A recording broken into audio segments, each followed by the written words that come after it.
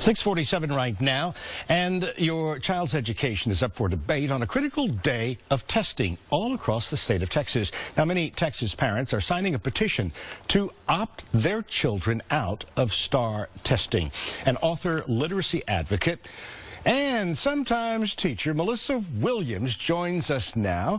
Good morning and thanks for being here. Good morning. Okay, you work in schools. What are you hearing about the standardized testing from the students and the teachers? And the principals. Oh! Yes, across the board. Everyone is discouraged by this test, and I find that when I'm in the schools teaching creative writing, my students are now discouraged to even want to write, and reading is now being affected as well. But when they find out that creative writing is a completely different type of writing style than expository or narrative, these are standardized tested type writing on the STAAR test, they realize, oh, there is another type of writing out there that actually is fun. So the encouragement does kick back in.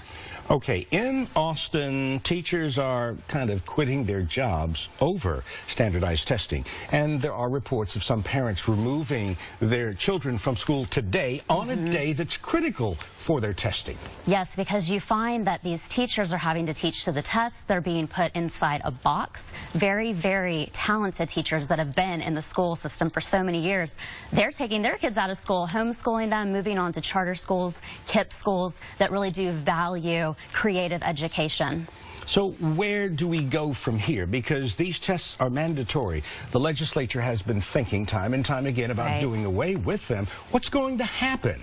Well, I do think that parents standing up and taking some of those rights back, showing their concern, is the first step.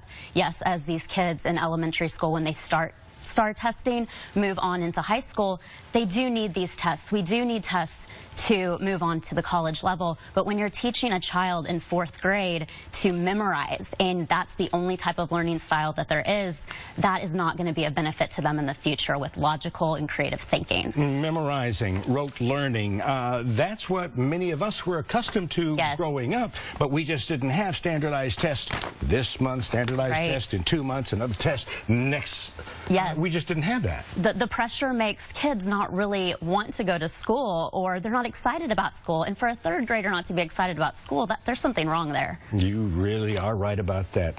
Melissa Williams, advocate and literacy and author, thank you so very much for joining us. And this is something that a lot of parents are either going to say yay or nay to. Absolutely. Thank you.